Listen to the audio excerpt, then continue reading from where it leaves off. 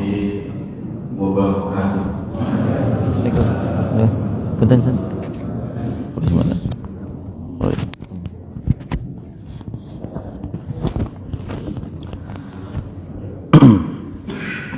Alhamdulillah, segala puji bagi Allah. Alhamdulillahi ala kulli halin, segala puji bagi Allah atas setiap keadaan. Alhamdulillahilladzi bi ni'matihi tatimmu shalihat, segala puji bagi Allah yang dengan nikmatnya sempurna segala kebaikan.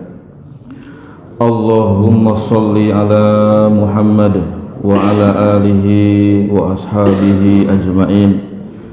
Salawat dan salam mari kita sampaikan untuk Nabi kita yang mulia, Rasul yang kita cintai, pemimpin dan penutup para Nabi dan Rasul, guru agama dan kehidupan kita, leader hidup sukses kita, teladan iman dan takwa kita, yaitu Rasulullah Muhammad sallallahu alaihi wasallam. Allahumma inna nas'aluka ilman nafi'an wa rizqan thayyiban wa amalan mutaqabbalan. Kepada Allah di setiap ba'da sholat subuh kita meminta 3 perkara yang sangat bermanfaat untuk kehidupan kita di dunia dan di akhirat. Yang pertama, ilman nafi'an, ilmu yang bermanfaat. Yang kedua, rizqan thayyiban, rezeki yang baik, rezeki yang halal, rezeki yang barokah. Dan yang ketiga, amalan mutaqabbalan, amal yang diterima. Amma ba'du, Bapak Ibu jamaah rahimakumullah, alhamdulillah subuh Ahad ini kita diberikan oleh Allah rahmatnya, hidayahnya, taufiknya, sehingga kita menjadi orang-orang yang bahagia dalam hidayahnya, karena bisa mengisi subuh kali ini dengan beragam ibadah, beragam kebaikan. Tadi habis sholat subuh berjamaah, kita lanjutkan dengan ngaji bareng, duduk bermujalasah untuk bareng-bareng bersama-sama mengecas iman kita, atau istilah dari beberapa ulama kita, hayya bina nu'minu sa'atan, mari kita sejenak untuk beriman, untuk menguatkan iman kita. Dan habis ngaji kita jajan bareng. Jadi fid dunya hasanah wa fil akhirati hasanah. Jadi dunianya dapat, akhiratnya dapat.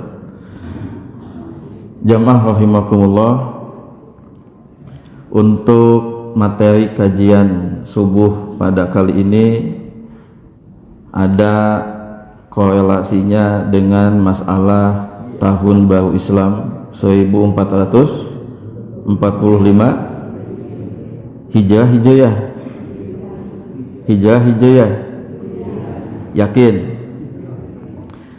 Hijriyah itu beda. Hijriyah, tapi ada hubungan.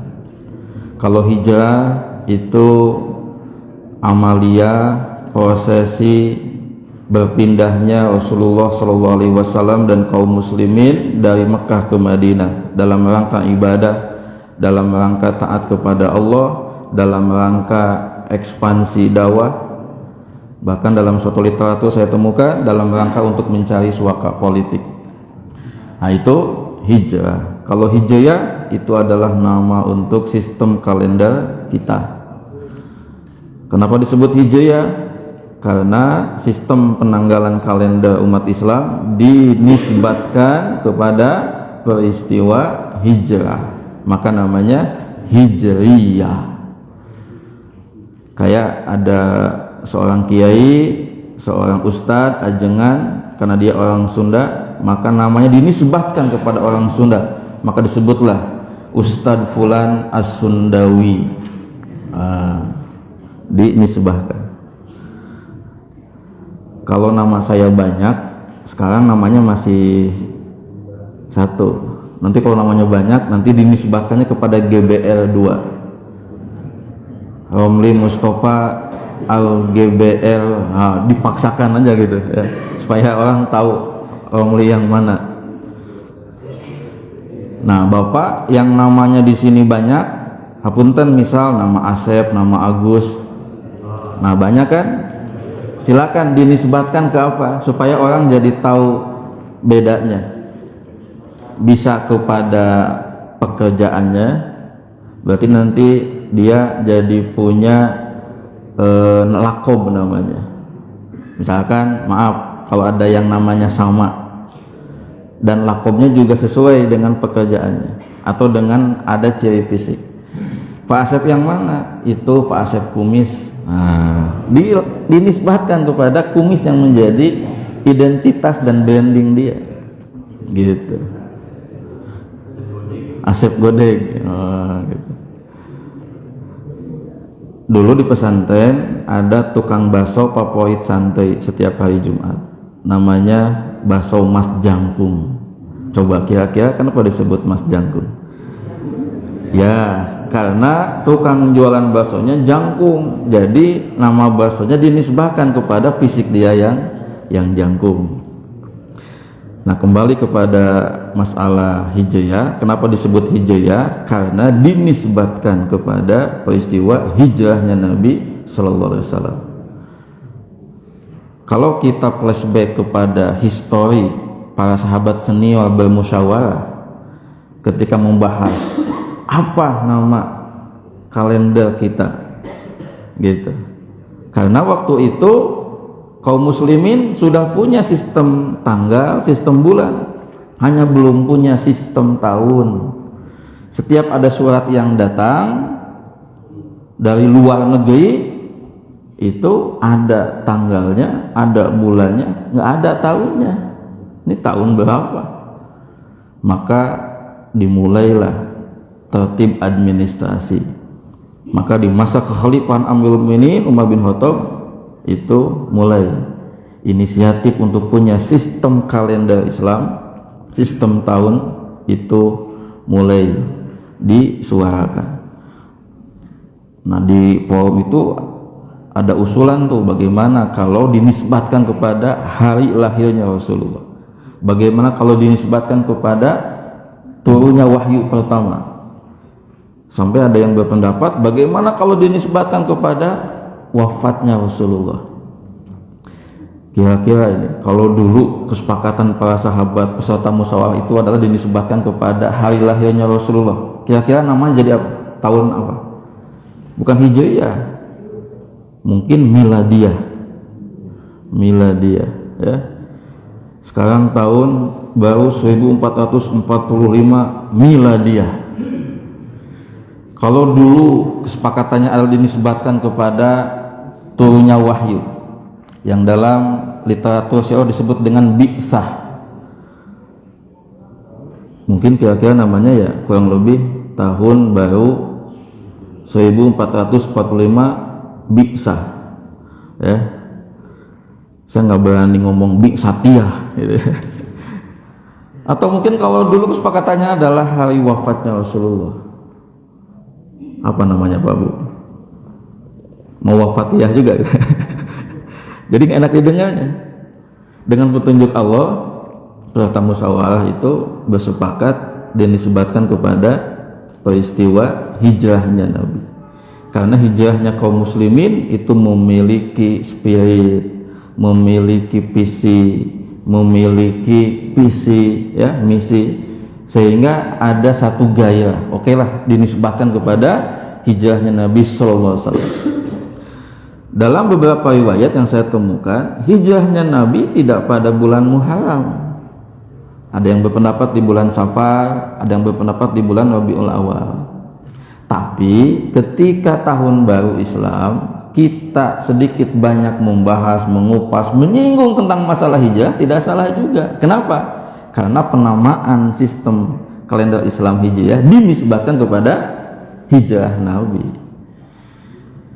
Jadi pertama-tama saya mengucapkan selamat tahun baru Islam 1445 Hijriah. Kullu amin wa antum bi khair. Semoga kita selalu dalam kebaikan. Bapak Ibu jamaah rahimakumullah, selanjutnya masuk kepada isi ya. Tadi pembukaan, sekarang isi. Bapak Ibu sudah nebak, nanti penutupan ya gitu. Karena seperti itulah susunannya. Bapak Ibu jamaah rahimakumullah, ada 3 yang ingin saya sampaikan. Mudah-mudahan waktunya cukup. Yang pertama, sebagai bekal ilmu dan motivasi untuk kita mengisi tahun baru Islam.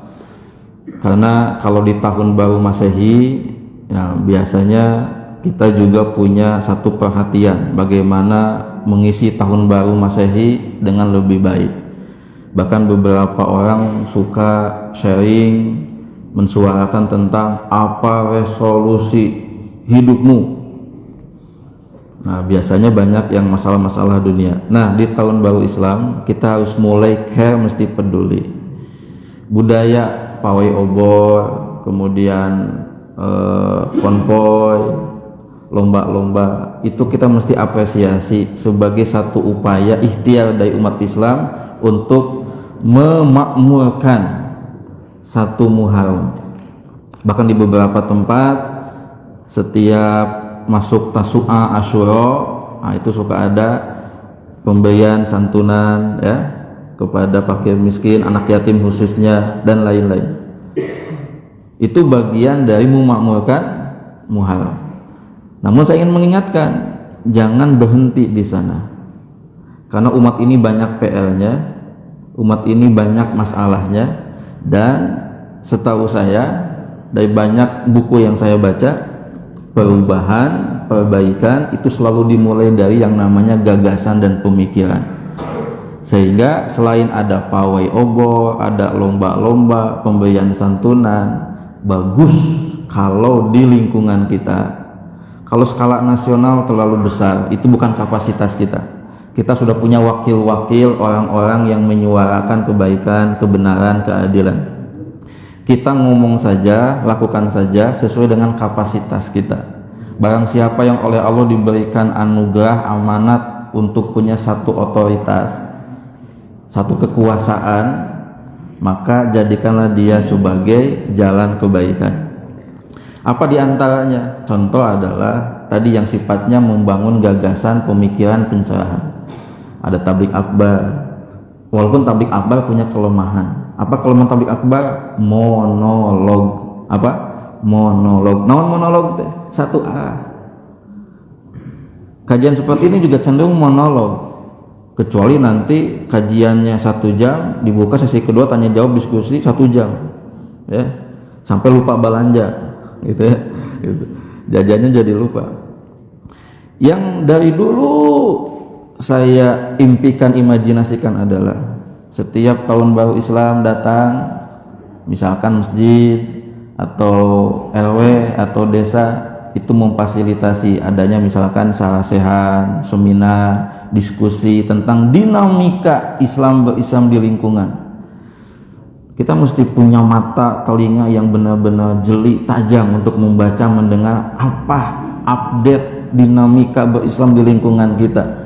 Jangan sampai kita merasa anteng, merasa alam, merasa kalem, merasa baik-baik saja.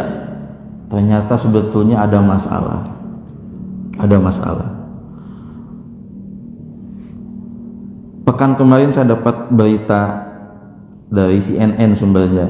Di bulan Januari sumber itunya, surveinya, risetnya, tapi baru dapatnya saya di pekan kemarin.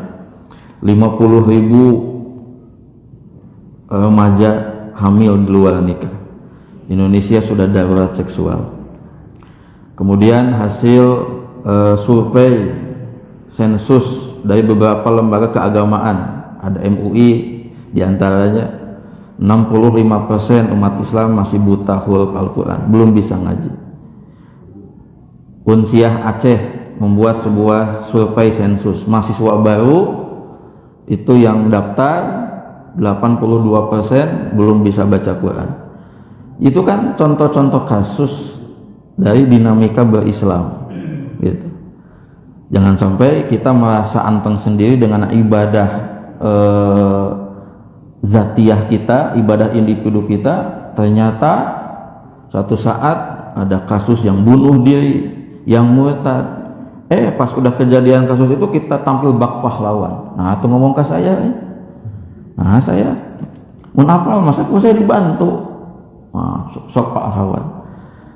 Dulu dari riwayat-riwayat yang saya pelajari, agnia-agnia, orang-orang berada di zaman salafus soleh, mereka tidak nunggu pintunya diketuk, menunggu proposal datang diajukan kepada mereka, tapi mereka mencari. Gitu. Siapa yang butuh ini? Kira-kira siapa yang sedang ada masalah? Gitu. Itu bedanya dengan di zaman kita. Karena orang kalau sudah ada inisiatif sendiri mencari, ikhlasnya sudah bagus. Tapi kalau orang nunggu diketuk dulu, nah biasanya menjadi motif pendorong dia ngasih itu karena gitu, malu atau lain sebagainya. Nah, jadi jangan berhenti di yang sudah biasa, ya. Kita mesti terus berpikir untuk melakukan improvisasi program. Dan tadi perubahan perbaikan selalu berawal dari gagasan pemikiran. Diskusi saja, kayak brainstorming. Syukur-syukur ada ide-ide bagus yang tiap tahun akan ada perubahan. Nah, jamaah rahimakumullah, yang pertama adalah saya ingin sampaikan nasihat dari Ali bin Abi Thalib radhiyallahu anhu. Beliau mengatakan, la khaira fid dunya illa li rajulain. La khaira fid dunya illa li rajulain. Tidak ada kebaikan di dunia ini kecuali milik dua orang. Tidak ada kebaikan di dunia ini kecuali milik dua orang. Dalam kalimat lain, tidak ada orang yang mendapatkan kebaikan, ya. Jadi yang lain itu nggak dapat kebaikan sebetulnya kecuali yang dua orang ini.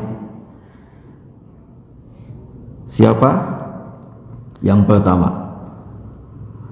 rajulun yazdadu kulla yaumin ihsanan. Seseorang yang tiap harinya bertambah kebaikan. Dalam redaksi lain, rajulun yusari'u fil khairat. Seseorang yang selalu bersegera berlomba dalam kebaikan. Seseorang yang selalu terdepan dalam kebaikan. Jadi menurut Ali bin Abi Thalib radhiyallahu anhu, orang yang selalu berbuat baik, apalagi kebaikan yang dilakukannya itu selalu terdepan, selalu bersegera, dia ada dalam zona kebaikan. Dia akan selalu mendapatkan kebaikan. Berarti kalau kita, nah saya jadi ingat nih, pas ngomong kita, ada seorang jamaah bilang sambil agak canda, Pak jangan kita, aku mah tidak ada, gitu. Makanya jamaah sekalian, apunten, saya belum berani ngomong antum, anda. Kenapa?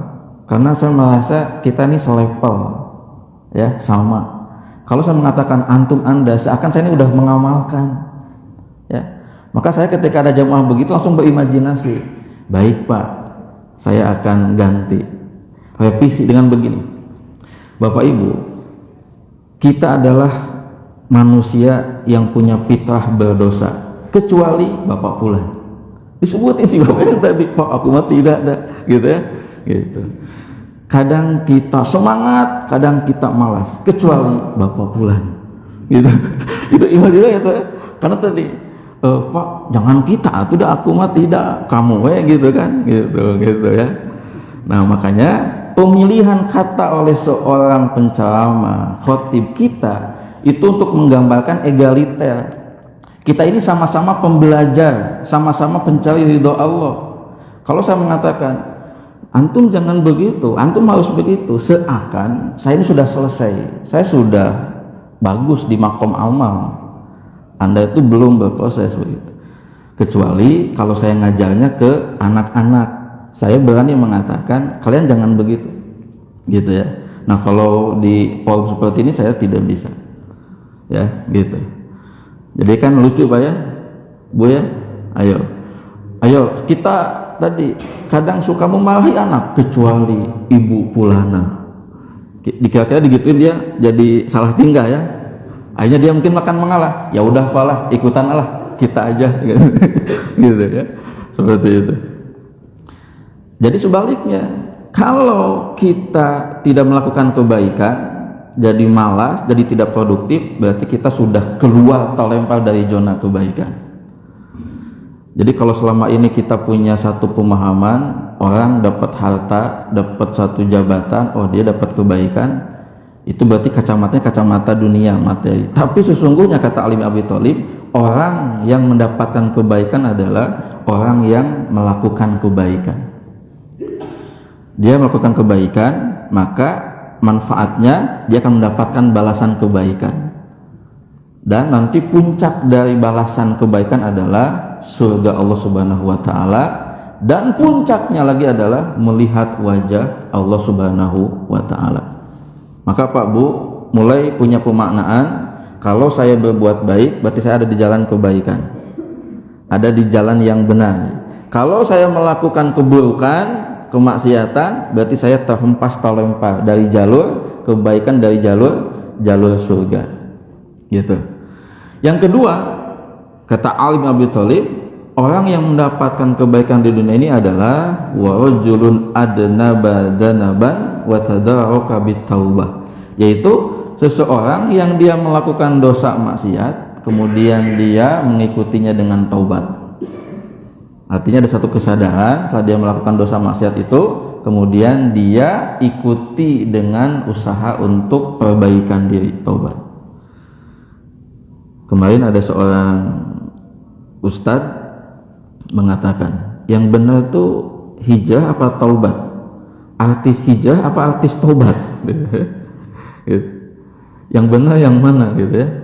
Ini menarik untuk suatu diskusi. Karena kan kita ini dalam beberapa hal cenderung latah, tutut munding, ya. Padahal kita tidak mengkajinya, ini benar nggak sih, seperti itu. Kalau yang benar sih is okay. Dulu rame, semoga lelahmu jadi lillah, rame viral ya, semoga lelahmu jadi lillah. Saya ini pencinta literasi, sama saya di Bandungan dikaji, ini kata-kata benar apa salah sih?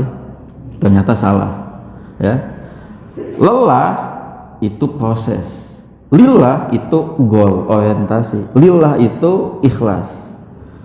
Saya bikin postingan di media sosial, ada yang setuju, ada yang tidak. Yang tidak bilang anu kitu wae diuruskeun gitu. Antuk we sudah enakeun gitu kan. Saya bilang enggak, mesti diluruskan. Kayak misalkan ada bapak-bapak namanya Adung disebut Adang, kan nggak enak. Walaupun jadi A enak, tapi tetap dia nggak nerima Adang, Adung, wah pasti ribut itu. Kemudian saya betulin, yang betul adalah lilahkan lelahmu. Nah, ini benar nih, lilahkan lelahmu supaya jadi ibadah, gitu ya. Atau yang benar adalah semoga lelahmu jadi ibadah. Ini benar. Jangan sampai kita lelah, olahraga, nyari duit, nyari nafkah berjam-jam, tapi tidak jadi ibadah, tidak jadi barokah. Kenapa? Karena lelahnya tidak lillah. Maka tadi lilahkan lelahmu, bukan semoga lelahmu jadi lillah, gitu. Nah, kembali kepada tema kita ya. Orang yang berdosa, bermaksiat, kemudian dia bertaubat, itulah orang yang mendapatkan kebaikan. Bapak Ibu, barang siapa yang punya pengalaman ada satu kebiasaan buruk, apalagi dosa, kemudian bisa mulai nyesal, sadar sampai berhenti, bahagia rasanya, itulah diantara tanda nikmat Allah yang paling besar, yang paling besar. Jadi kalau ada seseorang punya kebiasaan buruk dan dia mulai stres ya dengan kebiasaan buruk, dia sudah mulai capek, mulai lelah, ingin berubah, jatuh bangun sampai akhirnya dia berubah, itulah nikmat yang besar, nikmat yang agung. Ketika seseorang punya kebiasaan buruk, dosa maksiat, dan dia dengan rahmat Allah bisa berhenti, bisa jadi taubat. Itu nikmat yang agung, nikmat yang besar, bahkan mengalahkan nikmat-nikmat pencapaian-pencapaian materi. Maka dari kalimat itulah muncul kalimat dari Ibnul Jauzi, berlombalah dengan ahli-ahli kebaikan dalam melakukan kebaikan. Kalau tidak bisa, maka berlombalah dengan ahli maksiat dalam hal bertobat kepada Allah Subhanahu wa Ta'ala. Cuma itu dua pilihan, nggak ada pilihan yang lain, gitu. Nah, adapun tentang jabatan, kekayaan, pekerjaan, itu mah wasilah, itu mah media kita beramal, media kita bertakwa. Ingat, saya sering mengatakan pintu-pintu surga itu dinamainya berdasarkan amal soleh, kebaikan. Coba sebutin 8 pintu surga, semuanya kebaikan. 4 pintu surga dalam hadis jelas namanya: pintu sholat, pintu sedekah, pintu jihad, pintu puasa. 4 kebaikan kan?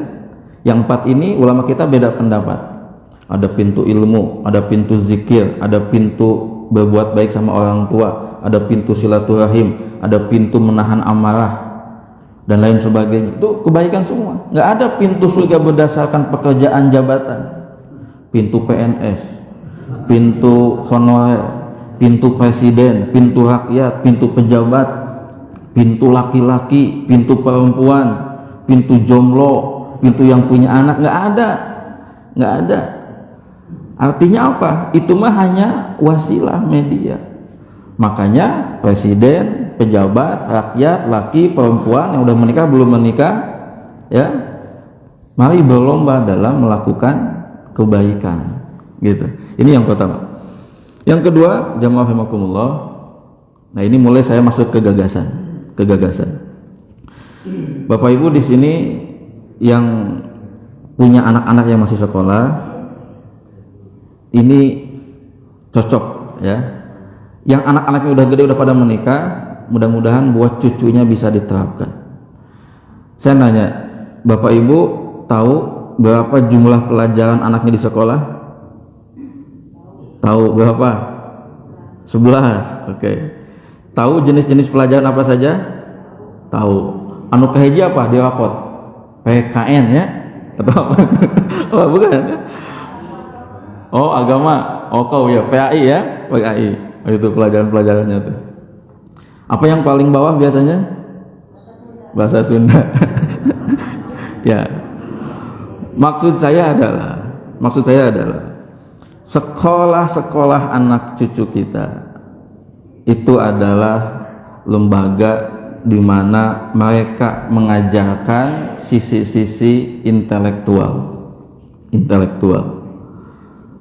kepada anak cucu kita, sehingga anak cucu kita menjadi generasi yang punya pengetahuan dan wawasan. Salah satu kekurangan sekolah, karena memang sistemnya seperti itu, adalah mereka belum maksimal dalam hal pendidikan adab dan sikap hidup. Soal masalah pendidikan intelektual udah jago sekolah, ya, dengan banyaknya pelajaran-pelajaran yang anak-anak harus membaca, menghafal. Nah, gagasan dari saya adalah, ibu bapak, kalau di sekolah anak-anak kita belajar dengan mata pelajaran tadi yang banyak, dan setiap mata pelajaran ada gurunya, kecuali di SD ada sistem wali kelas, maka kita sebagai orang tua di rumah, pertama, rumah jadikan madrasah. Rumahku adalah madrasah kehidupan, madrasah ada buat anak cucu kita. Yang kedua, nah ini mulai ke praktis. Yuk kita sebagai orang tua harus jadi guru untuk pelajaran. Nah, saya kasih nama pelajarannya adalah ASIH. Ini ya. Nanti bisa berubah tuh kalau ada ide yang lebih bagus. Apa itu ASIH? Adab dan sikap hidup. Ini pelajarannya. Jadi di sekolah ada rapot, kita juga punya rapot. Rapotnya boleh dibukukan, boleh tidak. ASIH, pelajaran ASIH, adab dan sikap hidup. Dalam pelajaran ASIH itu ada beberapa bab, dan kita harus latihkan, ajarkan kepada anak kita secara bertahap. Contoh, bab tentang bangun sebelum azan subuh. 2. Bab menjaga sholat dan sholat berjamaah. 3. Bab gosok gigi wudu sebelum tidur. 4. Bab makan dengan rapi, tertib, tidak remeh, jadi kemana-mana, apalagi tidak dihabiskan. Apalagi bab membantu pekerjaan orang tua, bab mentaati orang tua, bab main handphone, game secara proporsional, gitu.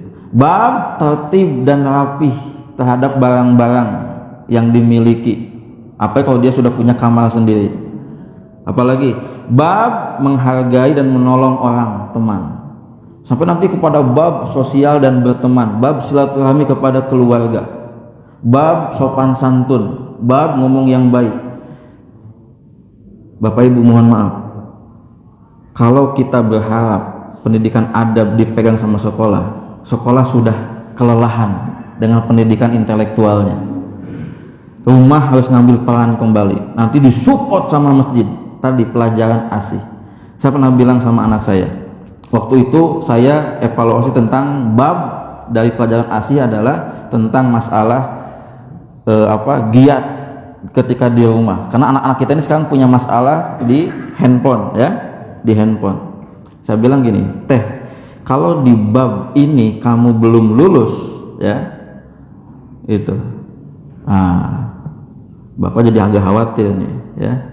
Karena bab tentang masalah cekatan gitu kan, kemudian gesit, ini sangat menentukan masa depan. Jadi kalau bab rajin gagal, bab rapih-rapih gagal, beres-beres tertib gagal, ini bisa bahaya. Apalagi bab yang tadi tuh yang di atas-atas itu tuh, bab bangun subuh. Ibu bapak yang punya anak sekarang SMP SMA, bangun subuhnya 5:30, harus mulai gelisah, khawatir nanti dia udah gede, udah kuliah, udah nikah, can lulus bab bangun subuh, nanti akan ngepek sama anak cucu dia. Maka Bapak Ibu sekalian, PR kita ke depan adalah bagaimana di kajian subuh berikutnya anak cucu kita hadir. Karena logika saya begini, kenapa anaknya nggak ikut, anak kita nggak ikut, padahal ada yang sudah balik? Berarti di mana masalahnya? Bisa jadi nih, ini analisa nih, bisa jadi satu, kita enggak membangunkan dengan alasan budak ini letik ini atau kaunya kemarin malam baru tidurnya jam 2 atau apa gitu.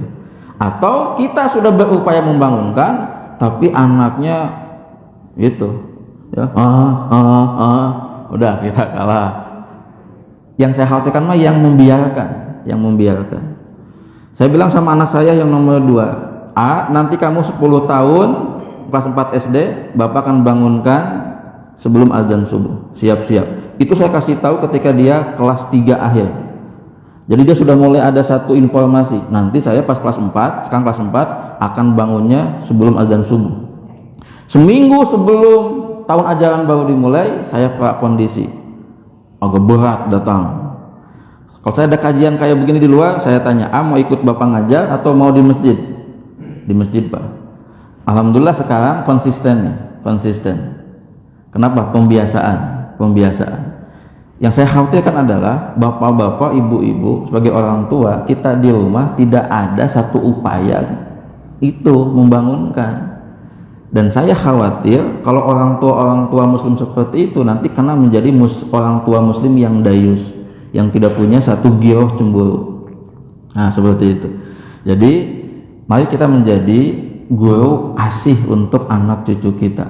Kita lakukan evaluasi, supervisi gitu. Anak saya yang pertama, kalau di rumah dalam bab bantu pekerjaan orang tua sebagai bentuk birrul walidain, saya lihat nyuci rajin, nyetrika bagus, bisa. Hiji nu saya belum merasa puas, nyuci piring, ya. Karena dia pernah bilang, teh nyuci piring. Saya emang nggak mau nyuci piring, Pak. Kan awalnya maunya agak tapi saya mulai memahami. Tapi bab nyetrika yang lain bagus, gitu. Kemudian yang sekarang saya latih ini adalah habis makan ngemil, Nah, ini nggak langsung dibuang, ini terus dilatihkan secara bertahap penuh kesabaran. Karena kalau itu nggak dilatihkan, khawatir nanti anak cucu kita main ke rumah temannya, ngemil di sana, jadi nyampah. Atau main ke tempat wisata, tempat publik, makan-makan, ngemil-ngemil, terus nyampah. Maka terus diedukasi. Kalau saya ngutip kata-kata Ustaz Am Amiruddin, beliau mengatakan, kalau anak kita pulang sekolah, seragam masih disimpan di mana saja, handuk habis mandi simpan di mana saja, kita bawel ngingetin, itu bagus. Kenapa? Itu pembentukan karakter akhlak. Tete jangan gitu. Itu handuk, itu harus bawel gitu. Ya, harus bawel. Jadi kalau bapak ibu setiap subuh nggak bawel sama anak-anak, bangun berarti kita itu kalah dengan keadaan. Ya, kalah dengan keadaan. Saya takut nanti ketika dihisab itu anak bilang gini, kamu kenapa nggak sholat subuh wae? Saya nggak pernah dibangunin pak sama orang tua. Kita dipanggil nih. Ini kan imajinasi ya, imajinasi ya. Bapak benar nggak bangunin? Benar pak, benar ya Allah ya. Kenapa? Karunya tunduhan keneh. Coba kira-kira alasan itu diterima nggak? Menurut saya kita jadi salah. Tapi beda kalau gini, bapak katanya nggak pernah bangunin. Ya Allah, tiap subuh dikaleketek, dikitu kucai. Tapi budak nawe, waduh jago HS gitu. Jadi nah kalau gitu kita dapat namanya makdirotan, kita dapat satu pemakluman. Oh, kamu udah ikhtiar, kamu udah mencoba, selamat. Jadi Allah itu kan melihat kepada proses ikhtiar gitu ya. Ayo bapak ibu, kita jadi guru ASI untuk anak cucu kita. Siapa pelakunya? Ya ibu sama bapak. Jangan sampai ibu ya, bapak mah bagian nyari duit, harus seimbang ya. Sudah saatnya bapak-bapak ayah berperan terlibat dalam pendidikan anak-anak ya, seperti itu. Sudah jam 5:30 ya gitu. Sudah siap jajanannya ini? Panitia udah siap? Sudah? Oke. Baik ya. Yang satu lagi di PR-kan ya. Takutnya nanti keasikan, karena saya juga ada acara reuni umroh pagi ini, jadi harus siap-siap seperti itu. Baik Bapak Ibu jamaah rahimakumullah, itu yang bisa saya sharingkan pada subuh kali ini. Tadi yang pertama, tidak ada kebaikan kecuali buat dua orang. Selain dua orang itu, dia tidak mendapatkan kebaikan. Yang pertama adalah orang yang melakukan kebaikan atau amal soleh, atau orang yang selalu terdepan bersegera dalam melakukan kebaikan atau amal soleh. Yang kedua adalah orang yang melakukan dosa maksiat dan dia berhenti alias bertaubat. Kemudian tadi di materi yang kedua, mari kita menjadi guru untuk pelajaran adab dan sikap hidup untuk anak cucu kita. Sungguh adab sikap hidup setelah iman tentunya itulah sesungguhnya pelajaran yang akan menentukan nasib sejahtera tidak sejahtera, barokah tidak barokah anak cucu kita ke depan. Kemarin di media sosial viral postingan yang menurut saya kurang etis juga. Ini sindir, satir. Yang ranking 1 dulu di mana sekarang ya? Ini viral di postingan ini. Yang dulu di sekolahnya ranking 1, halo di mana? Bapak Ibu tahu maksudnya apa? Ini adalah sebuah sindiran, satiran bahwa ranking itu enggak punya pengaruh terhadap kesejahteraan gitu. Dia pintar doang, enggak pengaruh langsung gitu pada kesejahteraan. Ya. Bahkan yang coba Bapak Ibu refleksi, teman-teman sekolah kuliahnya yang dulunya rankingnya di tengah atau kadang-kadang bobogohan apa gimana, memang sih ada yang sejahtera, banyak juga yang sengsara, banyak juga gitu. Makanya saya kurang setuju dengan postingan itu ya, karena tadi ini sebuah hal yang nggak elok lah. Saya termasuk yang disindir sebetulnya gitu kan, halo di mana yang ranking 1 dulu sekolahnya gitu. Jadi seakan-akan yang ranking 1, 2 anu ranking mah hidupnya gimana lah gitu kan, mendingan sekolah mah biasa-biasa, kadang baom, kadang mobal, boleh bobogohan kadang, karena biasanya nu kitu mah kan jarang mikir eksekusi. Nah biasanya lebih gede duitnya, katanya begitu ya. Wallahu alam bishawab. Demikian, semoga bermanfaat, semoga Allah ngasih kita hidayah taufik di tahun baru Islam ini. Subhanakallahumma bihamdika asyhadu an la ilaha illa anta astaghfiruka wa atubu ilaik. Walhamdulillahirabbil alamin. Wassalamualaikum warahmatullahi wabarakatuh.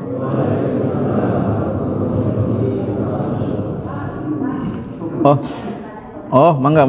Hapunten. Waalaikumsalam warahmatullahi.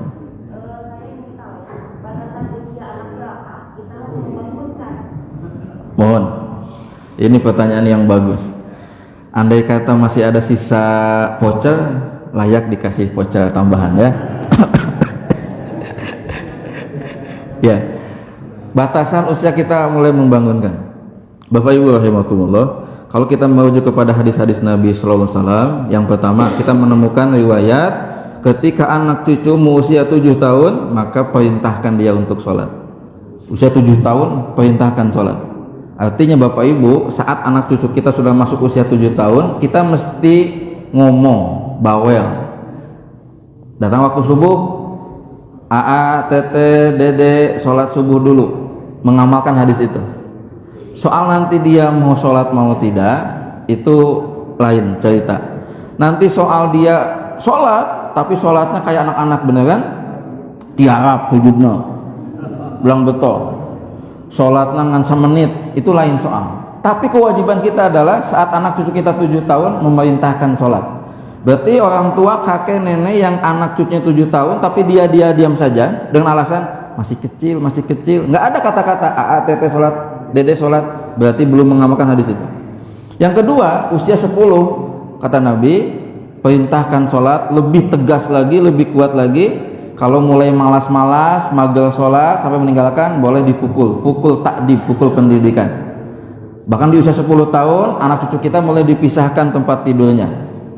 Gitu. Boleh satu kamar satu ruangan, tapi beda kasur, beda selimut. Jangan sampai satu kasur satu selimut. Adik kakaknya tidur bareng, yang lawan jenis.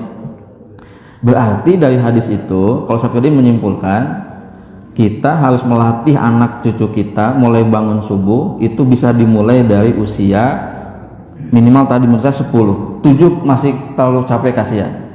Karena kita juga tidak bijak kalau memaksakan idealisme orang dewasa kepada anak kecil. Ya. Gitu. Contoh nih. Karena sedang semangat-semangatnya ibadah, kita ingin puasa Daud. Budak orang masih TK, puasa Daud kamu, ya. Jadi kan kita nggak bijaksana. Usia 10 mulailah. Saya juga ke anak saya, kalau dia memang agak berat, dikasih dispensasi enggak?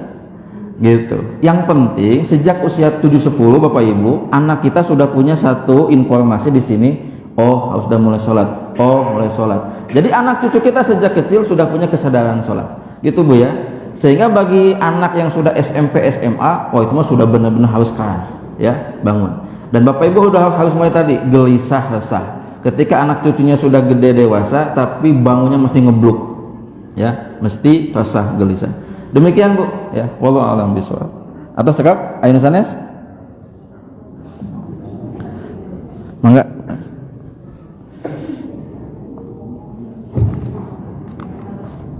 Baik, terima kasih Ustaz atas tausiahnya. Semoga memberikan ada sedikit pengumuman buat Bapak Ibu bahwa kami panitia menyambut Tahun Baru Islam dari sekian rangkaian yang telah dilaksanakan pada hari ini akan melaksanakan bazar. Kebetulan sudah ada beberapa stand yang sudah siap. Kami persilakan yang punya voucher untuk menukar voucher itu. Kalau memang masih kurang ya disitungkan untuk menambah belanjanya. Yang kedua adalah nanti di jam 8 kita akan ada lomba anak-anak dan remaja supaya lebih semarak. Mungkin sedianya tempat untuk bisa hadir menyaksikan lomba-lomba yang kami laksanakan juga sekalian juga belanja membawa keluarga ke Gajar di sebelah lomba. Yang ketiga, kami memberikan satu formulir untuk bisa diisi. Itu tidak lain supaya kita bisa memplanningkan, merencanakan untuk pelayanan kepada jamaah semua, supaya kita bisa lebih maksimal dalam melaksanakan pelayanan melayani jamaah semua. Mohon nanti supaya bisa diisi dengan lengkap dan bisa balik lagi ke masjid, salat sholat berjamaah bisa dikumpulkan aja di situ dengan dikasih tahu ke yang biasa jaga masjid, si Mukhtar atau Ian, untuk diamankan data tersebut. Ini ringan saja dari saya. Mohon maaf apabila ada kesalahan. Ditunggu belanjanya Bapak Ibu sekalian. Assalamualaikum warahmatullahi wabarakatuh.